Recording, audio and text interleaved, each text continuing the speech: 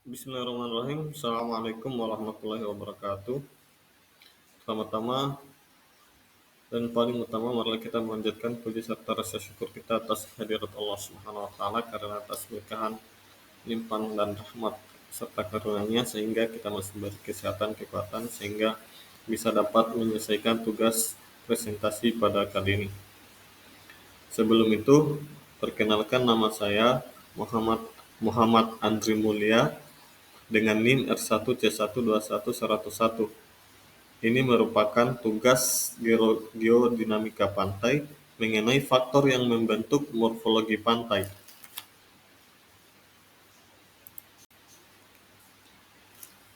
Baiklah, faktor yang membentuk morfologi pantai itu ada beberapa faktor. Di antaranya adalah gelombang, yang kedua arus, yang ketiga angin, dan keempat pasang surut, yang kelima kartifikasi. Di mana saya akan membahas mengenai salah satunya, yaitu faktor pembentukan morfologi pantai oleh gelombang.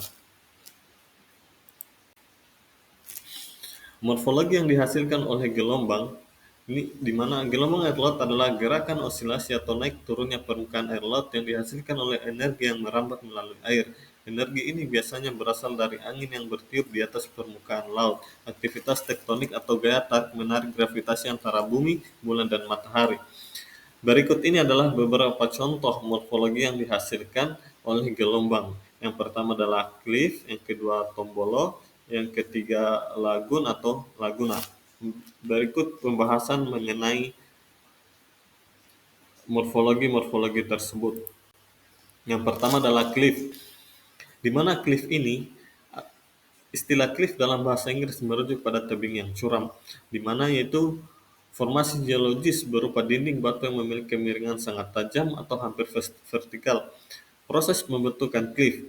Cliff terbentuk akibat abrasi gelombang yang terus-menerus mengikis kaki tebing di sepanjang garis pantai. Erosi gelombang yang kuat menyebabkan bagian bawah tebing terus tergerus sehingga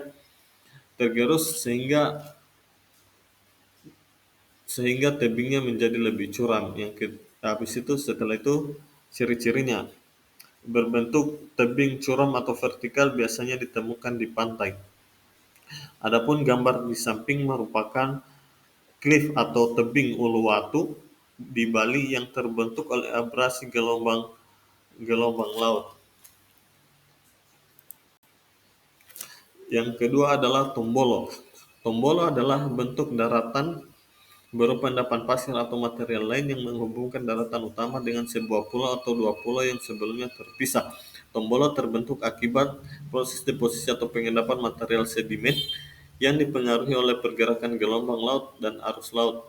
Proses pembentukan tombolo. Tombolo terbentuk ketika gelombang mengendapkan sedimen yang menghubungkan pulau kecil atau batuan besar dengan daratan utama.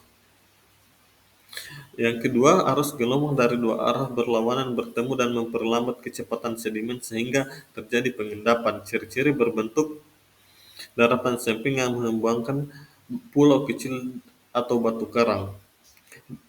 Adapun gambar di samping merupakan tombolo di pantai Tanjung Aan atau di Lombok. Yang ketiga adalah lagun atau laguna. Laguna adalah perairan dangkal yang terpisah dari laut oleh penghalang alami seperti benting, pasir, karang, atau daratan sempit. Laguna biasanya memiliki hubungan dengan laut melalui saluran kecil atau muara yang memungkinkan pertukaran air. Proses pembentukan laguna. 1. Pengendapan sedimen. Sedimen dari sungai dan gelombang laut membentuk penghalang yang memisahkan laguna dari laut terbuka. Gelombang dan arus laut. Proses dinamika pantai seperti gelombang dan arus mengakumulasi material sedimen menjadi benting pasir dan daratan sempit. Faktor lain, aktivitas geologis seperti kenaikan permukaan laut atau tektonik dan dapat membentuk laguna. Adapun gambar di samping merupakan laguna di Danau Napawale, di Kecamatan Lohia, Kabupaten Muna, Provinsi Sulawesi Tenggara.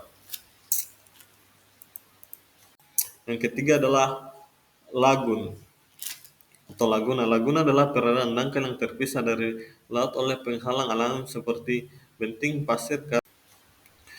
Kemudian ini merupakan daftar pustaka dari atau referensi. Kemudian mungkin itu saja yang dapat saya sampaikan. Apabila ada salah kata, mohon maaf. Akhir kata, wassalamualaikum warahmatullahi wabarakatuh.